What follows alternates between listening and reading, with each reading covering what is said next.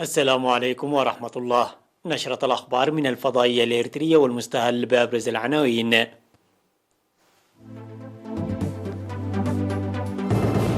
وفد الاتحاد الوطني للمرأة يشارك في مؤتمر المرأة العالمي.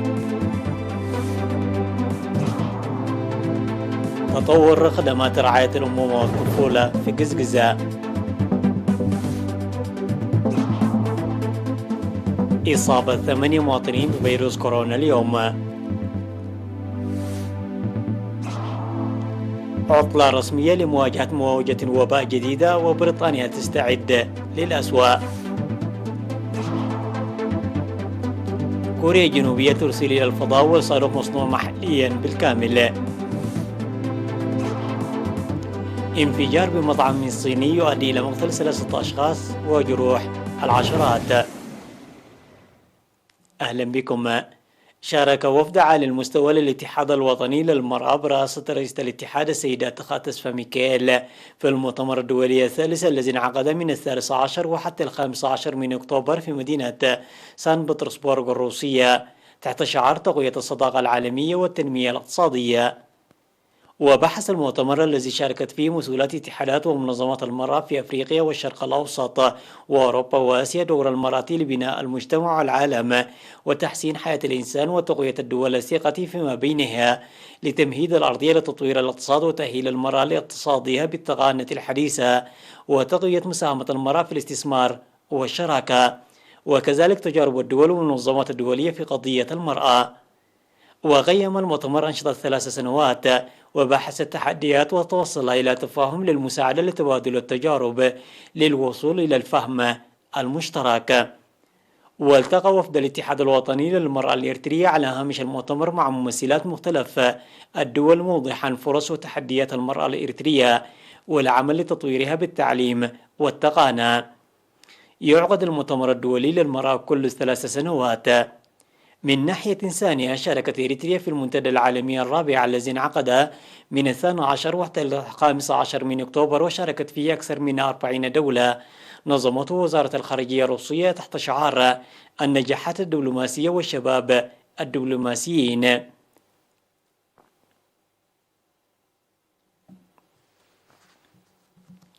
ذكر مدير عيادة قزقزة ومديرية حمل مال الممرض محمد عثمان موسى تطور خدمات رعاية الأمومة والطفولة وارتفاع الولادة في العيادة. وقال إن ارتفاع الوعي الصحي للمواطنين أدى لارتفاع بنسبة 51% من عام 2018 إلى 2019 إلى 315 في عام 2020 ووصلت إلى 224 ولادة في الشهر في الأشهر ال9 الماضية. وأشار إلى ارتفاع مراجعة الحوامل للعيادة وتساهم غرف انتظار الحوامل في صحة الأمهات والمواليد داعيا تطوير العيادة بالبنى التحتية والقدرات البشرية.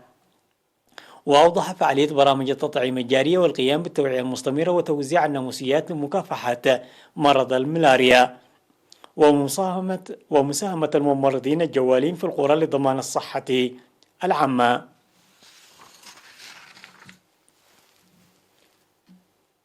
إعلان وزارة الصحة. أعلنت وزارة الصحة أن الفحوصات المخبرية التي جرت اليوم في مراكز الفحص في الإقليم الأوسط صارت إصابة 8 مواطنين بفيروس كورونا في أسمرة. في غضون ذلك شفي 3 مرضى في الإقليم الأوسط وبهذا بلغ عدد المصابين بفيروس كورونا في البلاد حتى الآن 6788 شفي منهم 6694 وتوفي 45 مريضا فيما لا يزال 49 مريض يطلقون العلاج في المستشفيات. وزارة الصحة 21 من أكتوبر لعام 2021.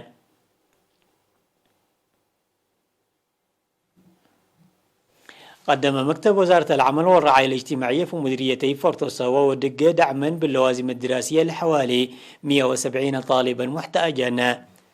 وهدف الدعم تمكين الطلاب من مواصلة التعليم نتيجة المصاعب الاجتماعية والاقتصادية وتشجيعهم لتحقيق نتائج جيدة.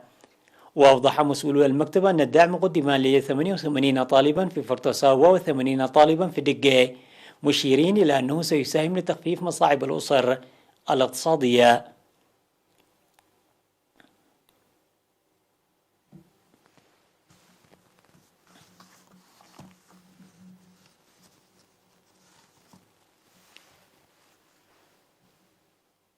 الأخبار العالمية بعد فاصل قصير.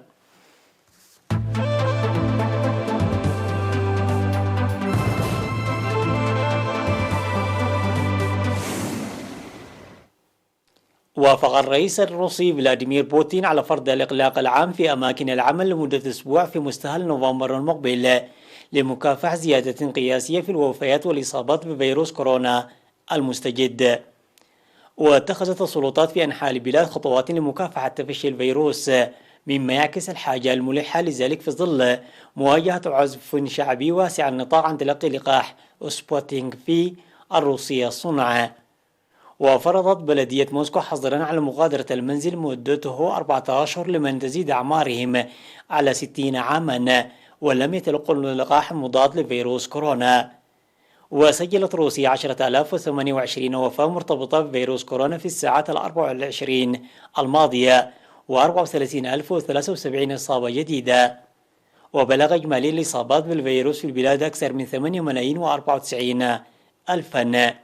وفي بريطانيا قال وزير الصحة البريطاني ساجد جويد إن أعداد الإصابات بفيروس كوفيد-19 قد ترتفع إلى 100,000 حالة يوميا، مضيفا إلى أن الحكومة لن تلجأ إلى تطبيق ما يعرف بالخطة البديلة بشأن إجراءات الطوارئ في الوقت الحالي.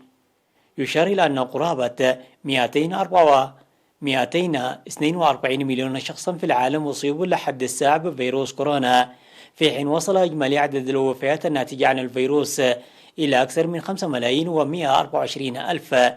وقد سجلت أولى حالات الإصابة بالمرض في الصين في ديسمبر لعام 2019. فشل أول صاروخ فضائي صممته كوريا الجنوبية بالكامل في وضع حمولته الوهمية في المدار بعد إطلاقه للمرة الأولى، بحسب ما أعلنه رئيس البلاد مون جي إن. وقال مون أن عملية الإطلاق والمراحل الثلاث لنشر الصاروخ الكوري لإطلاق الأقمار الاصطناعية 2 نجحت، وكذلك فصل الحمولة، لكن وضع قمر اصطناعي في المدار بقى مهمة غير مكتملة. وكانت كوريا الجنوبية قد أطلقت أول صاروخ فضائي من تصميم وطني بالكامل بهدف وضع شاحنة في المدار، في وقت يسعى هذا البلد للانضمام إلى نادي الدول المتقدمة على صعيد الفضاء. وانطلق الصاروخ الكوري لإطلاق الأقمار الاصطناعية 2 المعروفة بتسمية نوري من موقع هونغ لإطلاق الصواريخ وسط عمود من اللهاب، ليحاول وضع حمولة تزن 1.5 طن في المدار على ارتفاع من 600 إلى 800 كيلومتر. واستغرق الأمر 10 سنوات لتطوير كوريا الجنوبية صاروخا ب3 طبقات وصلت كلفته إلى 1.46 مليار يورو.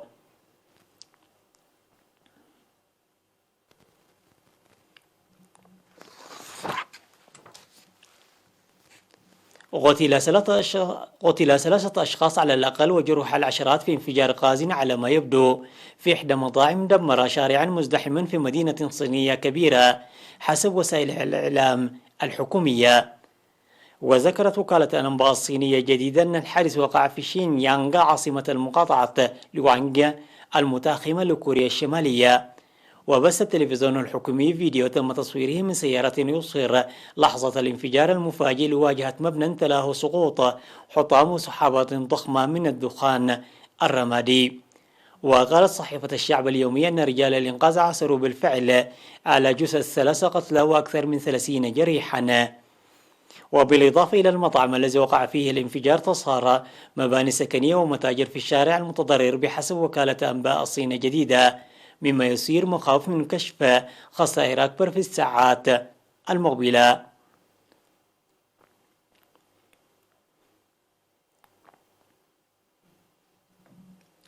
نجح جراحون في زراعة كلية خنزير بإنسان وراقبوها وهي تبدأ العمل في خطوة صغيرة ضمن المساعي المستمرة منذ عقود لاستخدام أعضاء حيوان في عملية زرع منقذة للحياة. وكانت الخنازير أحدث تركيز بحثي لمعالجة نقص الأعضاء، ولكن السكر الموجود في خلاياها هو قريب عن جسم الإنسان يسبب رفضا فوريا للأعضاء. وجاءت الكلية المستخدمة في هذه التجربة من حيوان معدل جينيا مصمم من القضاء على هز السكر وتجنب الهجوم الجهاز المناعي. وربط جراحون كلية الخنزير بزوج من الأوعية الدموية الكبيرة خارج جسم المتلقي المتوفي وراقبوها لمدة يومين. وقال الدكتور أندرو أدامس من كلية طب بجامعة مينيسوتا والذي لم يكن جزءا من العمل إن هذا البحث كان خطوة مهمة.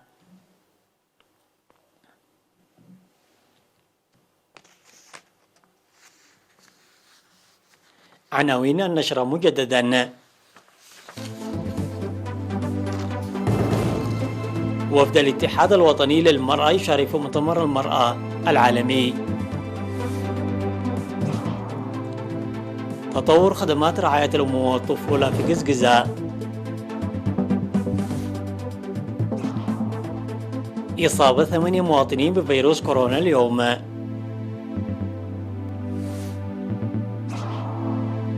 عطلة رسمية في روسيا لمواجهة موجة وباء جديدة وبريطانيا تستعد للأسوأ.